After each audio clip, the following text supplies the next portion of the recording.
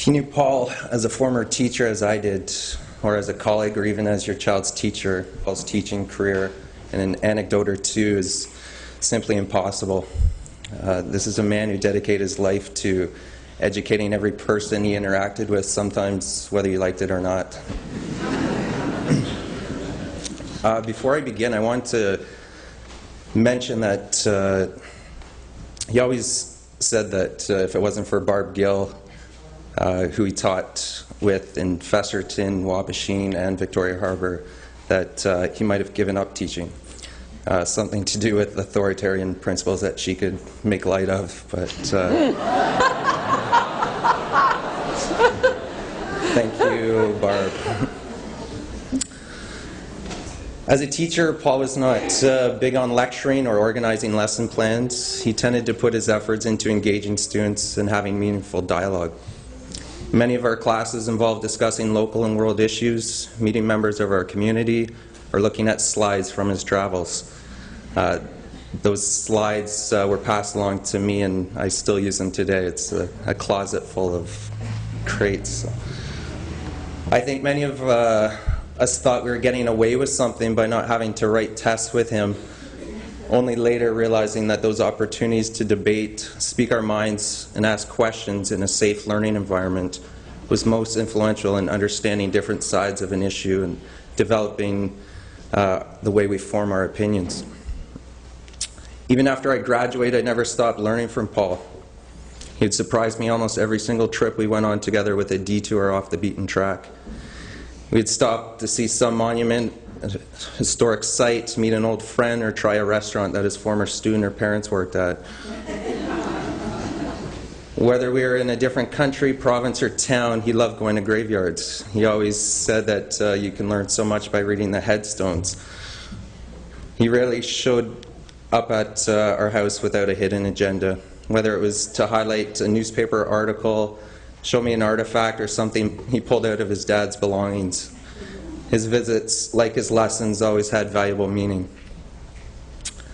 Paul was that person that created opportunity to learn. As a teacher today, I'm truly amazed by what he was able to accomplish for his students and community. He opened a world up to many of us that we had never seen before.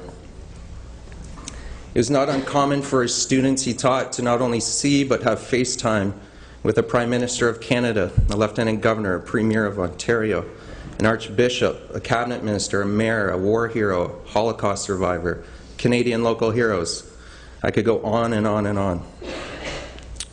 He created projects such as the Port Loco Sierra Leone project before anyone in North America even knew or cared about the issues at hand.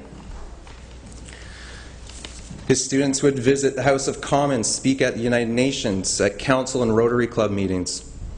His school and students were always featured in the local and provincial newspapers. His efforts did not go unnoticed. Paul himself won many teaching-related awards, such as the TVO's Teacher of the Year, the Excellence in Teaching Canadian History Award. This man even received an award from the Pope.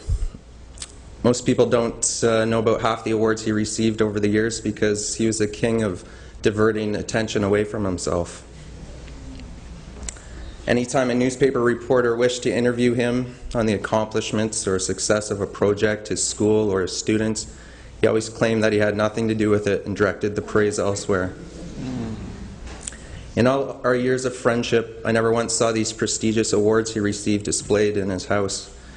Instead, his walls were filled with work done by his students, friends, and family, who he believed in and invested all his time in. He always said the best gift you can give someone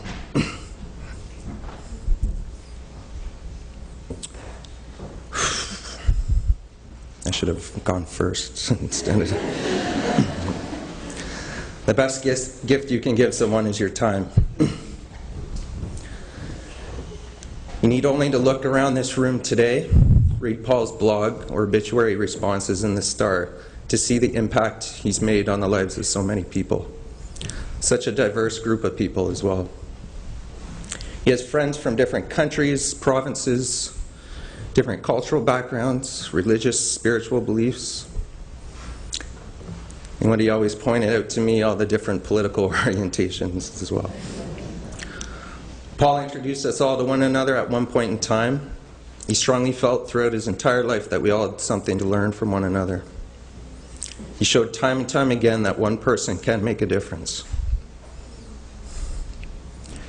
He taught us to believe in ourselves, to ask questions, to learn more about topics being discussed, to investigate both sides of an issue. Teachers like Paul never die. Paul continues to teach through each of us as good teachers always do.